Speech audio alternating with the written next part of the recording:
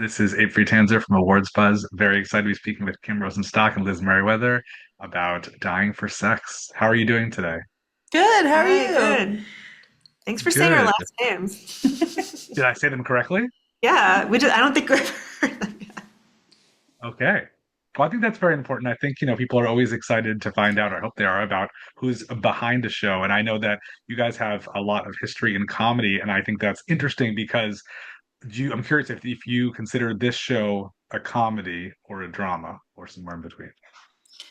I mean, it's hopefully both. I think that we we were really interested in tackling some of these bigger themes in a comedic way. I think we both worked on New Girl together for 6 years, and so we kind of had the muscle memory of writing sitcoms and sitcom structure. And I think it was actually really helpful for us to approach the storytelling from that angle of just like, okay, you know, we're taking on these issues, but the audience is kind of, especially in the first few episodes, like kind of along for the ride in a funny way of just like these humans navigating this like incredibly emotionally intense moment in their lives and like in very human kind of ways that are both sad but very silly and fun. And I actually think like I think the mix of the tones allows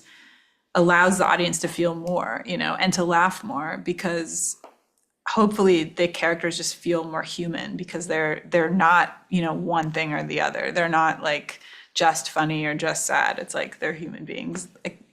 Yeah, it's like life does not exist in just one genre. So Yeah. like I feel like we really wanted to capture that. But we wanted it to be But like, also we told everybody Yeah, we sold it as a comedy. we to really FX. wanted, I mean, we wanted it to be like really funny too. Cause I think like, I don't know, like there are so many like very funny, such funny moments in the podcast. And we wanted to like honor those moments as well. What challenges are there to adapting a podcast into a TV series? I mean, This is Liz's second time doing it. So.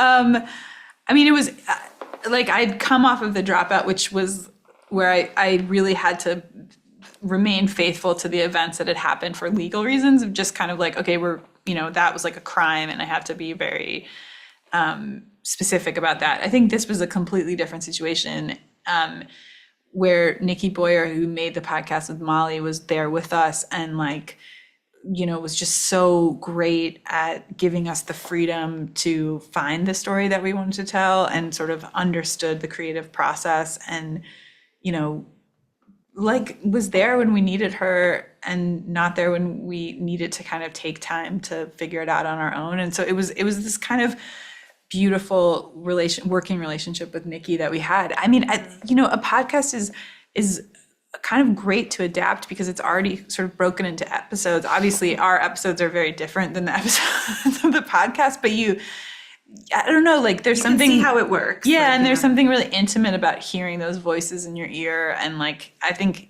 especially with the Dying for Sex podcast, you just immediately fell in love with those characters and hearing how those women supported each other and pushed each other and like laughed with each other. It just like you kind of, I don't know. I was like, I feel like I could see the show in my head, like listening to the podcast. But yeah, I mean, there's challenges. There was challenges of kind of like how do we take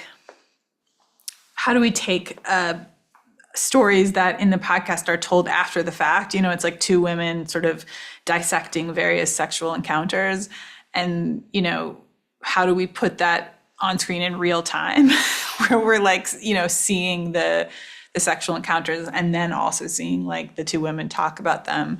And then I think in the podcast, because Molly is going through so much, you don't really learn a lot about Nikki and sort of what's going on with Nikki. So that was also a big, Yeah. a big focus for us was just like, how do we build out Nikki's character and tell the story of a caretaker as well as the person who is sick, because I think that's something that a lot of people have a relationship with, that story. And I think we were excited to make our version of Nikki, who was and who was going through her own life, and what do you sacrifice to take care of somebody? What do you have to put on hold in your own life to make another person your priority?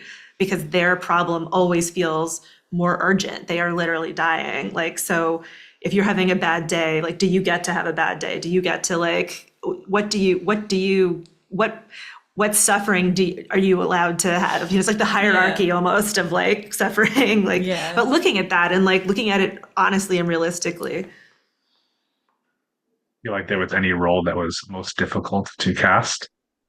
You know what was the most difficult to cast? I'm going to jump in here. We saw over 100 people to play the sweaty guy in the elevator. Do you remember that? I'm sure you do. It was like a hunt for like, it was like Star Search. Like we just needed to strike the right balance of hot and sweaty in the elevator. It was a tough role to audition for. I think that all of the actors in the show had this ability to navigate these different tones so well. And like, I think, our cast is just amazing, like stellar. It's just like a great cast. And I feel like the casting process, we just ended up with such amazing choices for these people. And a lot of them, it's like they're doing, I think, there's a lot of sex scenes. There was a lot of like all of the actors kind of collectively taking care of each other on set and just fearlessly jumping into these difficult, kind of crazy situations, on camera.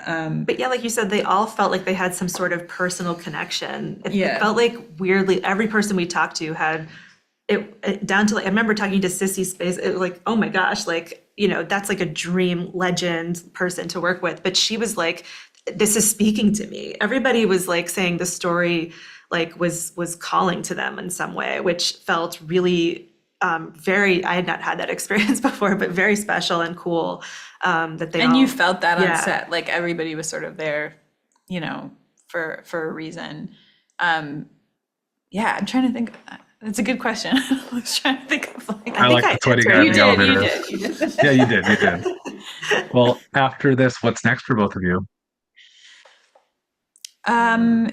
Liz, I have a show on Hulu about a serial killer, a female serial killer that